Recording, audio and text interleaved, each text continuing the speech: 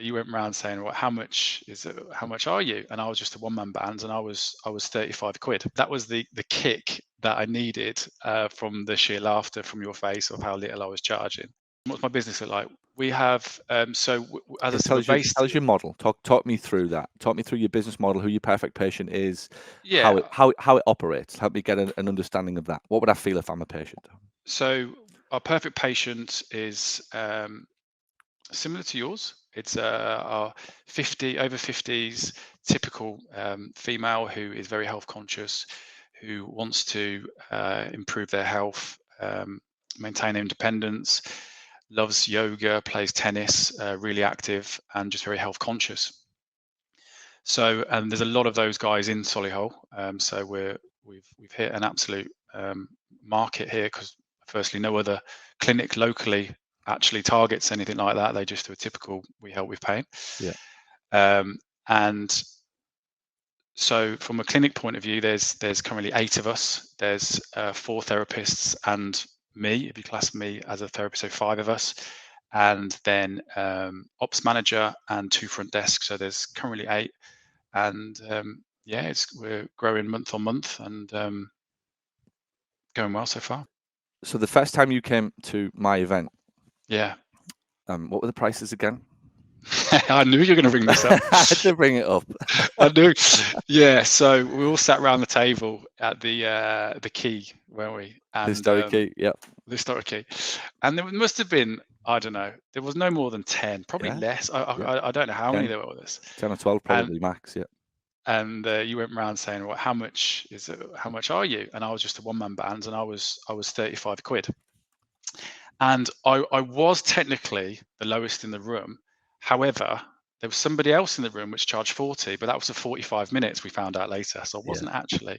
But anyway, that was the kick that I needed from the sheer laughter from your face of how little I was charging.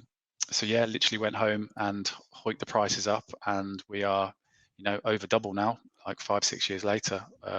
So yeah. So what's it going to cost me to come in now for a treatment session?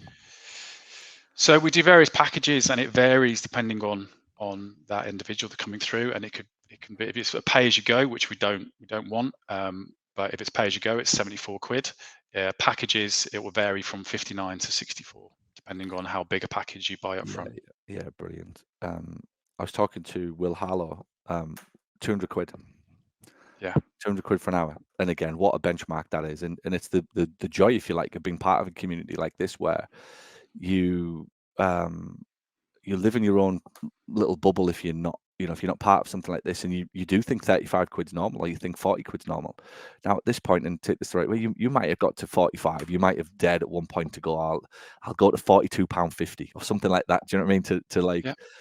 and it would have been a typical sign on the wall that says, due to inflation, due to electric costs, due to the rent rise, I've had to raise my prices. And you're almost apologetic for it, rather than proud of what you do and the service that you provide. And when you hear that you're at 74 quid now, which is fantastic, and we're getting there. We're getting there. If that's a half an hour session, it's £150 an hour. So all of a sudden, the mechanics of the business are in your favour at £150 an hour. But then when you hear somebody like Will at £200 an hour, even his associate, like the nonchalance of Will the other day was like, it was outstanding. He was just like, yeah, I'm at 200 and my associate's at 120. I was like, what the fuck? Like, but it's wonderful because it's getting people to realise, particularly in Britain, where I think we're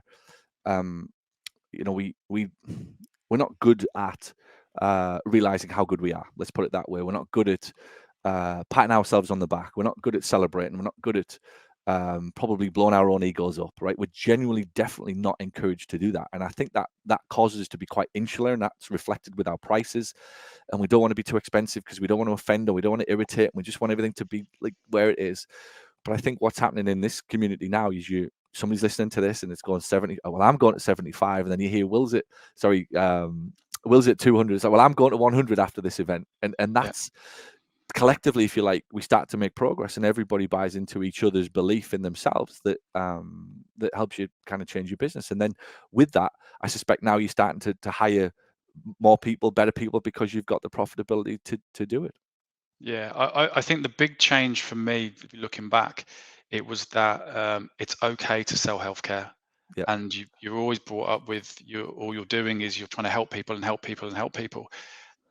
which is great. But as soon as it clicked that to help people further, you've got to charge for that to provide a better service. And as soon as I kind of got that concept, it was a complete mindset shift.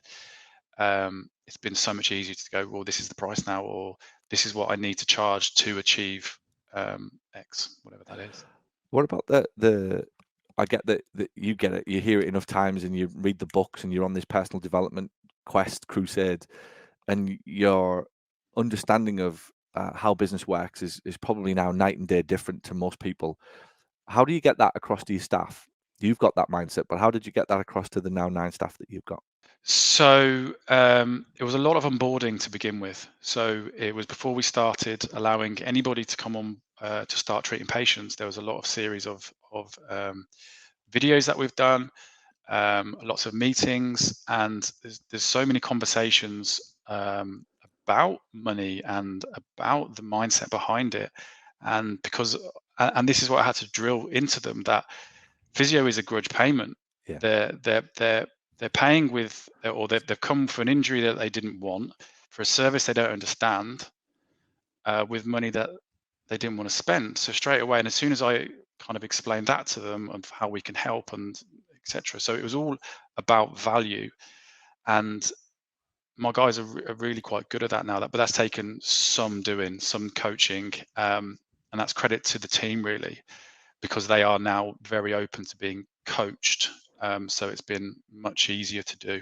I think you've hit the nail on the head there of what the difference is, because most people would shut it down. So the typical business owner, right? You probably in a world of 1 in 100 physio businesses in the UK that are involved in personal development, who are running a business, but genuinely trying to understand how to be a business owner and better at business and how it works and the skills required. In the same way that you've invested in your physio skills, you invested in your business skills. Most people listening to this would have the mindset of, it can't be done. I can't get good staff. I can't get my staff to buy in. And I think the bit that you've done well is you've coached your team and you've allocated time to help them understand, and you've taught them about the truth of physio, not the bullshit kind of let's all go to a conference happy, clappy, physio's amazing, and this new white paper or research has told us how wonderful this treatment technique is for these patients. When you step out of that and you come into the real world and you understand that yes, patients don't want to come to physio, it's horribly boring, it's painful, it's costly, it's free elsewhere. And by the way, that's the biggest challenge for any physio in the UK, is you've got such a shit tip of a system in the backdrop that ties all of us with the same brush, that does nothing, basically. It's probably the most if you ran a NPS score on the value of physio in the UK at the system, at the NHS, you wouldn't like the answers. And unfortunately, people then look at me or you and go, well, I've tried physio. It's all the same. So the mindset of you, I think you've become a coach in your business. And let's back to this football analogy.